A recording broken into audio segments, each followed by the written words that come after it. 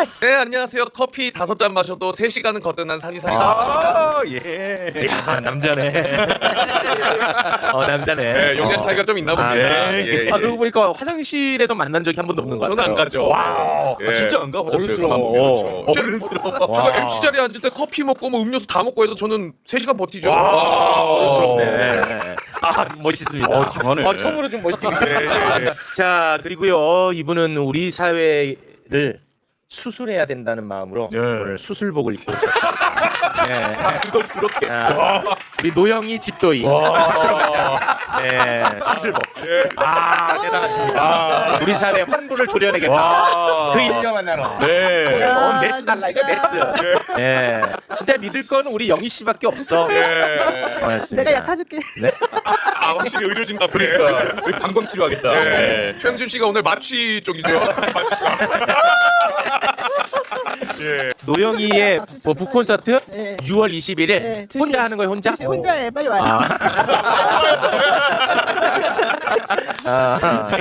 6월 21일 네, 토요일 2시. 토요일 2시에 오. 안 그러면 우리 새벽에 나눈 대화를 공개할 수도 있어요. 뭔데 새벽에? 새벽도 이거 잘 안 하는 사람인데? 뭐야? 뭔데 새벽에? 모두 잠든 사이. 모두 잠든 사이.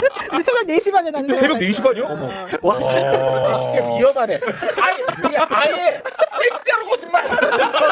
아니 보통 거짓말도 예를 들어서 팩트를 약간 썩잖아. 갑자기 하나라도 넣지. 아예 그냥 통짜로 거짓말을 해. 잠깐만 핸드폰 바로 연락하자. 나 확인한다. 와, 진짜 거짓말을 하시네. 깜짝 놀랐어요. 뭐예요? 봐봐, 오전 4시 51분에 뭐라고? 항상 진심으로 고맙습니다. 근데 저는 그런 능력이 없습니다. 확인한 거잖아. 오전 6시 5분에 아니, 이게 2025년 6월 10일이네. 그래서 내가 6시 5분에 답을 했네.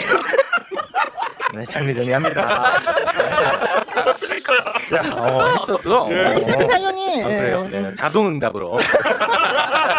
자동 전송기. 네. 아 근데 내가 6시 5분에 답을 했더니 또 그 다음에 금방 답이었어요. 오전 7시 46분에. 아니 원래 제가 그 시간에 일어나서 방송 준비해요. 4시 반부터 일어나요? 네. 대단한 사람이다. 대단합니다. 진짜 멋지다. 네. 확실히 멋있어요. 고맙습니다. 네. 최욱 씨가 보낸 거 아니고 메시지 관리팀 따로 있습니다. 고맙습니다. 아니 무슨 그런 사람이랑 똑같다. 건준이랑 똑같다. 네. 건준이랑 그리고 오전 재판 받고 이제 그 점심 먹으러 나가는데 네, 거기에서 기자에게 아주 유치한 투정을 부립니다. 바지와 투정에 주목해서 지켜봐 주시면 고맙겠습니다. 자, 웃돌이랑 아랫돌이 달라. 다른 이게 안 나오네 이 영상에는. 이 영상에는 없네. 큰 그림을 봐야 되는구나. 그러네. 아니, 이게 좀 상처가 나오고.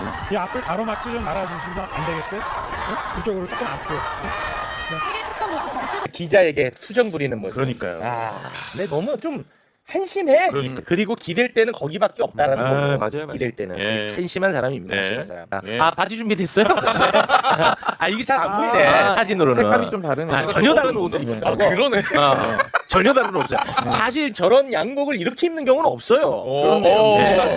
그러네. 위에는 이제 약간 블루게 되는 네이비고 거예요. 네. 블랙이네요. 예. 아. 보석을 보면 통상적으로 보석금을 못 마련해서 그 제 시간에 못 나가신 분들은 제가 감옥에 있을 때 많이 봤어요. 보석금이 뭐 1,000만 원, 2,000만 원 이러면 네. 이제 그 돈을 빨리 구할 수 없어서 못 나가는 건 봤는데 난 이 보석 결정에 불만이 있다. 나는 계속 있겠다 하는 사람은 제가 처음 봅니다. 예. 그러면서 심지어는 이걸 다투겠다고 이제 항고를 했는데요. 이게 무슨 얘기냐면 26일 날 그냥 석방되면 나는 자유롭게 여행도 다니고 네. 윤석열도 만나고 공범도 만나서 얘기할 수 있는데 예. 조건을 달아버렸지 않습니까? 주거 제한이라던가 그리고 접촉해야 하지 말아야 될 인물들과 이런 것들을 굉장히 까다롭게 조건부 보석을 직권으로 했기 때문에 내가 26일까지만 버티면 완전 자유의 몸인데 이게 그 구치소에서 감옥이 자기 집으로 이동하는 거예요. 예. 그러니까 나는 버티는 게 유리하다.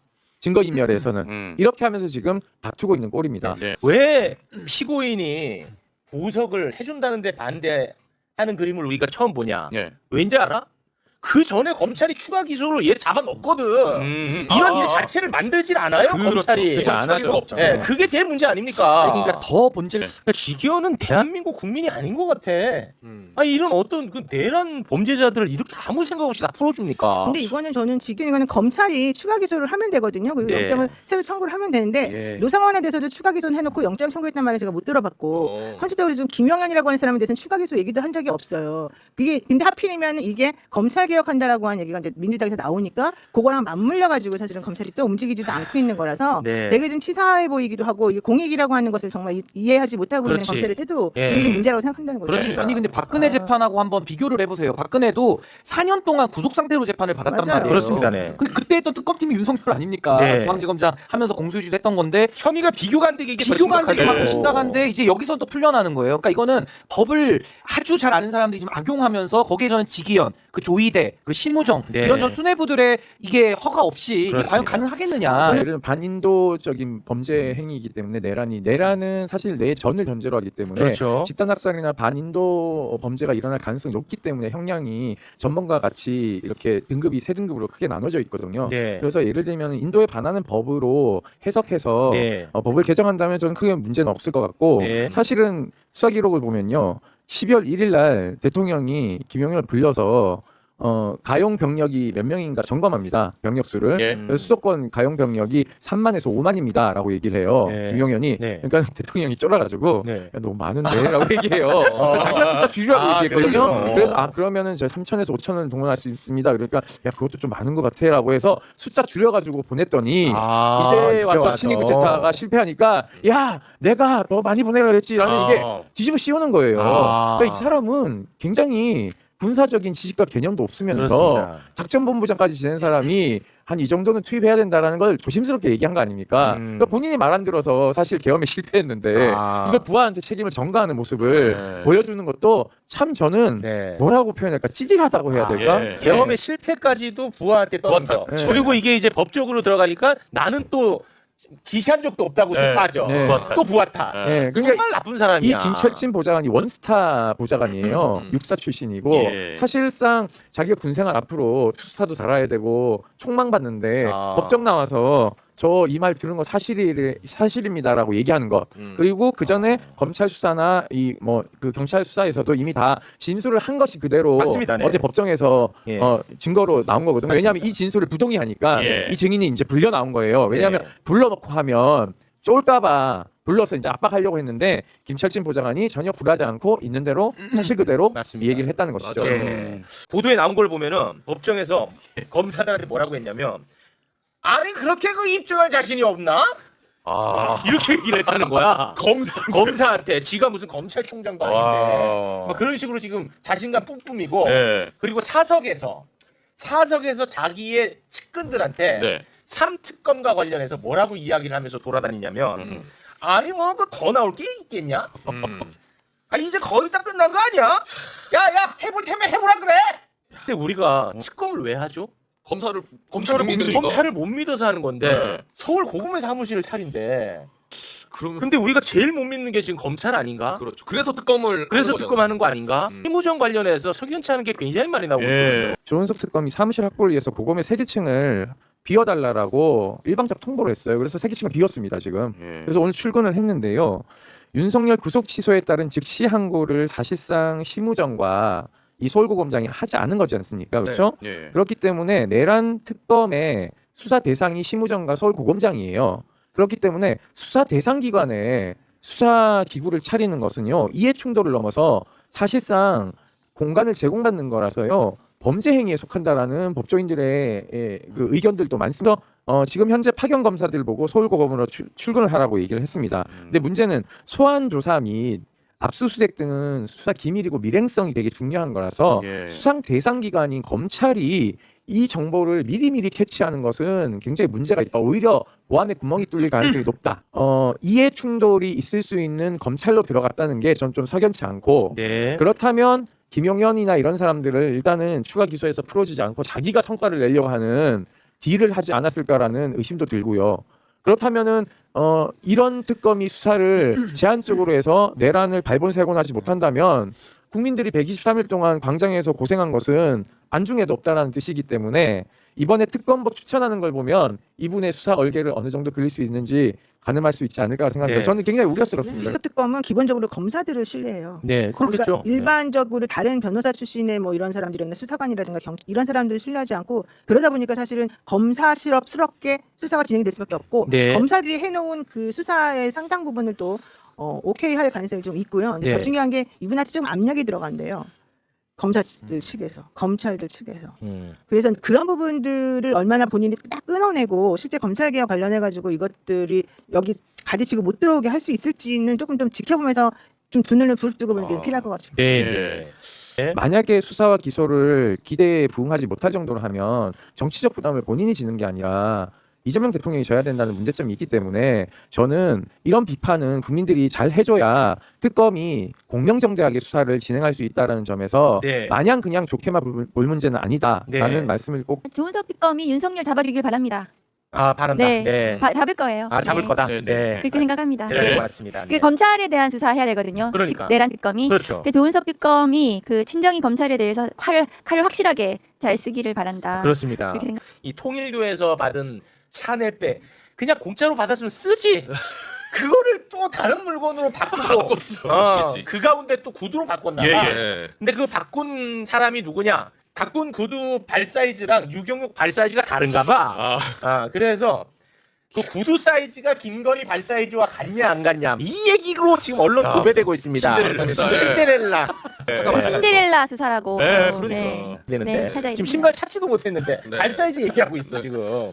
네. 유경옥은 돌려줬다. 네. 봉지는 잃어버렸다. 네. 그리고 봉지욱은 이 보관하고 있는데 알고 있다. 맞아. 다 달라요 지금. 김건희에 대한 그 압수수색이 빨리 이루어져야 되는 이유죠. 그게. 네. 네. 맞아요. 네, 남부지검의 그 검사장 찐윤 검사장이에요. 네. 그런데 그 이 건진 법사 관련한 수사를 시작한 지 한참 됐어요. 네. 그런데 이게 수사를 한다는 신용만 하는 것 같다. 맞아요. 건진 관련해서 이 수사 김건희까지 뭐 통일교 어쩌고 이러면서 뭐 계속 수사 그 피사실이 나오기는 하지만 정작 김건희 윤석열 정도준에서 뭘 하는 거는 없는 거예요. 네. 그런데 남부지검 이러면서 계속해서 남부지검이 뭘 하는 것처럼 맞습니다. 이런 모양새를 보이는 거 네. 친윤 검사장의 세탁이 언론 플레이. 의심스럽다. 네. 이 윤석열 정부 때 출세했던 네. 검찰 친윤 검찰이 다시 새 정부 들어가지고 새로운 줄대기를 하는 것이 아닌가. 그렇지. 저는 좀 의심. 2024년 10월 10일 그리고 10월 11일에 심우정 검찰총장하고 김주현 민정수석이 비화번호 2차례 통화했다. 네. 이 이야기 해갖고 깜짝 놀랐었잖아요. 길게 통화했어요 또. 길게 통화했어. 근데 그 통화 6일 뒤에 검찰은 공교롭게도 또 김건희 도이치모터스 주가 조작 무혐의 처분까지 또 내려줬어. 그래서 야 이거 심우정 검찰총장한테 비화번 준 것도 이거 말도 안 되고. 그렇죠. 그리고 직거래. 대통령실하고 직거래한 건 아닌가 네. 이런 의심까지 들었단 말이죠. 2024년 7월 20일 김건희는 도이치모터스 주가 조작 혐의 그리고 디올백 수수 혐의 이 두 가지 혐의로 출장 조사를 받아. 그래서 우리가 엄청나게 비판을 많이 했죠. 콜검 얘기하면서. 콜검 얘기했잖아. 예. 콜검 얘기. 그런데 그 출장 조사 받기 10여일 전에 김건희가요. 김주현 민정수석과 비화폰으로 33분간 통화했더라. 레전드입니다. 우선 민정수석이 5월 7일 날 임명이 되면서 저게 민정수석을 왜 임명을 했는가. 그때 당시에도 이게 김건희 수사 방어용이 아닌가 이런 의심들을 했었어요. 그랬죠. 그랬는데 7월 3일 날 아까 그 전에 7월 3일 날 윤석열 김주현 간에 일반 폰으로 그런 뭔가 이렇게 전화가 있었고 그날 또 김건희 김주현 간에 저런 통화가 있는데 먼저 김건희가 김주현한테 전화를 하고 네. 또 김주현이 김건희한테 전화를 하는 이런 모습은 뭔가 지시를 하고 보고를 하는 이런 느낌이 들어요. 그리고 나서 이 부속 건물에 가서 보안청사 가가지고 검사들이 핸드폰 뺏겼다고 해야 되나요? 네. 그래서 조사를 당했어요. 네. 그러니까 김주현이 김건희의 지시를 받아서 뭔가 이 그 보안청사 김건희에 대한 조사와 관련해가지고 한 것이 아닌가. 네. 그러니까 김건희가 민정수석을 통해서 수사 지휘를 한 것이 아닌가. 수사를 받는 대상자가 이런 느낌이 듭니다. 그리고 나서 또 10월 달 보면은 명태균 게이트 한창 수사 중이었던 상황이었거든요. 예. 도이치모터스 도이치모터스도 마찬가지죠. 그런데 시무정 검찰총장 근데 10월 10일 날 시무정 김주현 간의 통화 요 직전에 김주현이 먼저 시무정에게 전화했는데 안 받아서 시무정이 김주현에게 전화했다 이런 보도도 있더라고요. 네. 그러니까 시무정이 김주현에게 수사 상황을 보고를 한 것이 아닌가 이런 의심이 들은 전화인 겁니다. 그리고 나서 김주현이 그걸 듣고 다시 시무정에게 뭔가 이 수사와 관련된 뭐 그런 지시라든가 개입이라든가 이런 의심이 드는 이런 전반적인 흐름 속에 있는 전화 통화 이게 비화폰으로 이루어진 거예요. 네. 저는 검사 24년 했지만 검찰총장이 무슨 비밀스런 비화폰을 가지고 대통령 민정수석실 대통령실하고 전화 통화를 할 이유가 뭐가 있습니까? 네. 검찰총장에 대한 지위는 법무부 장관이 검찰청법 8조에 따라서 법무부 장관만이 할 수 있습니다. 민정수석실에서 수사 개입이나 뭐 이런 걸로 의심되는 어떤 것도 해서는 안 되고 불법입니다. 예. 그런데 이 비화폰 통화가 나온 거죠. 야. 이거는 국기문란한 상황이다. 이거에 대한 전반적인 수사가 필요하다.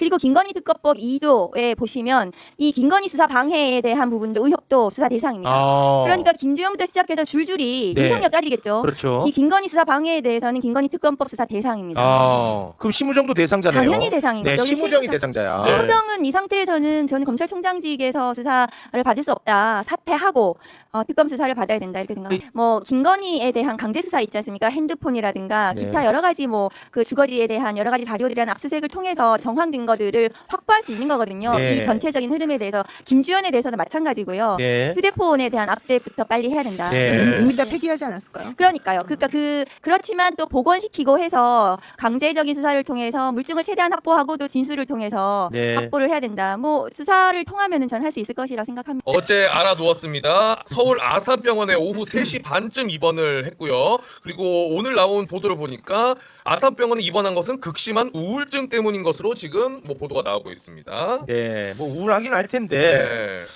뭐 처음에 이거 위중하지 않다 뭐 이런 보도가 있었거든요. 네 맞아요. 네. 음. 그리고 지난 5월에도 불과 뭐 한 달 전이죠. 예.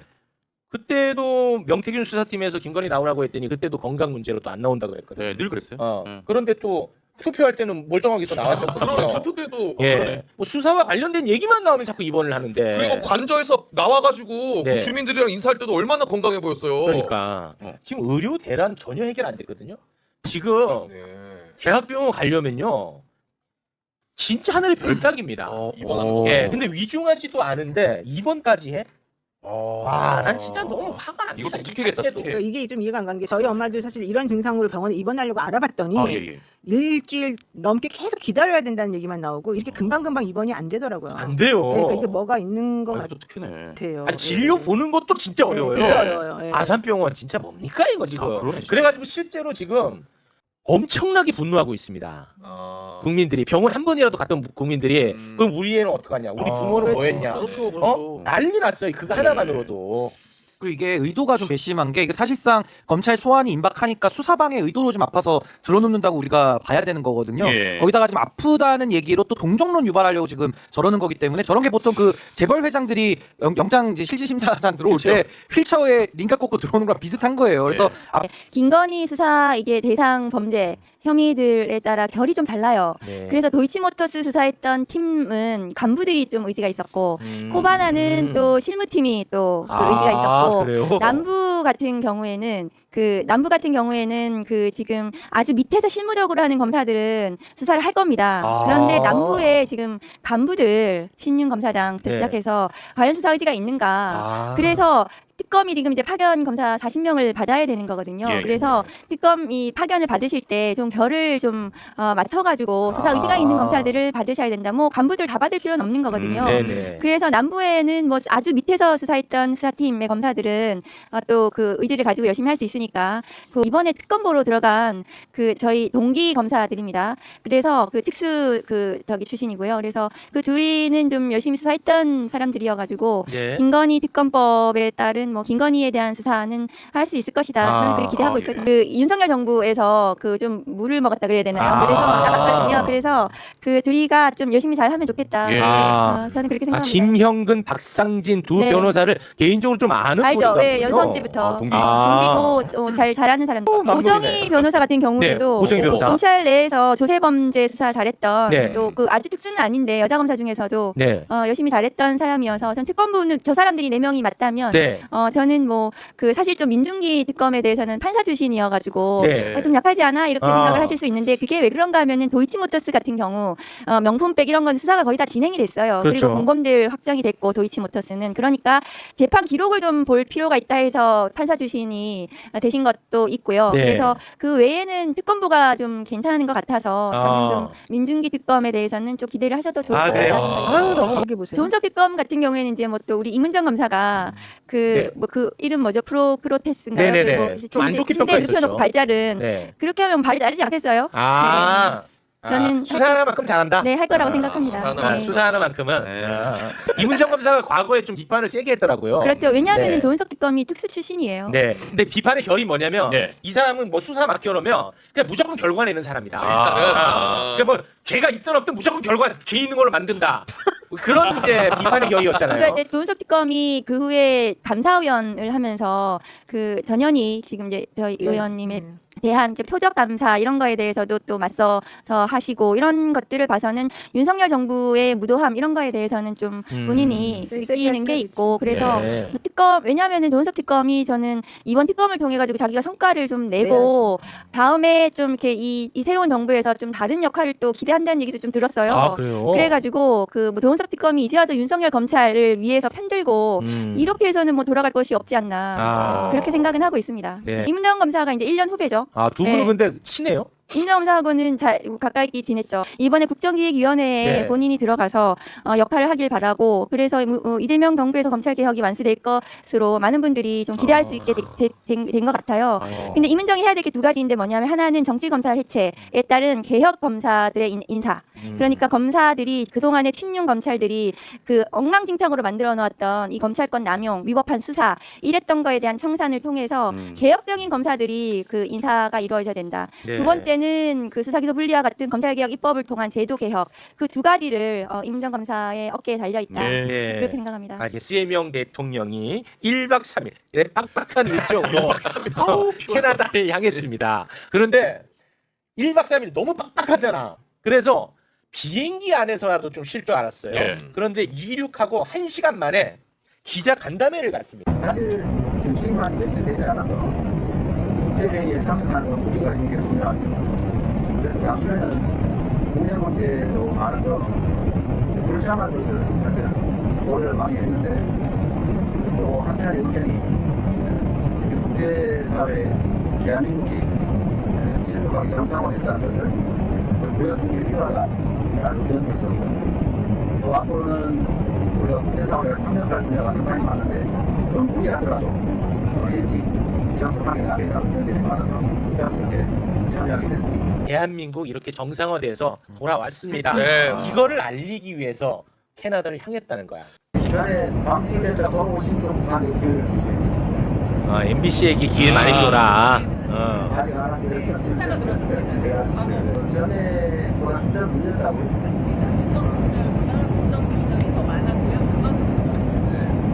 어쨌든 저희는 이제 언론인 여러분들한테 최대한 기회를 좀 많이 드리자 이런 입장입니다. 저번에 우리 MBC를 쫓겨났다가 이번 다시 복귀할 겁니다. 글쎄 좀 조심하시지.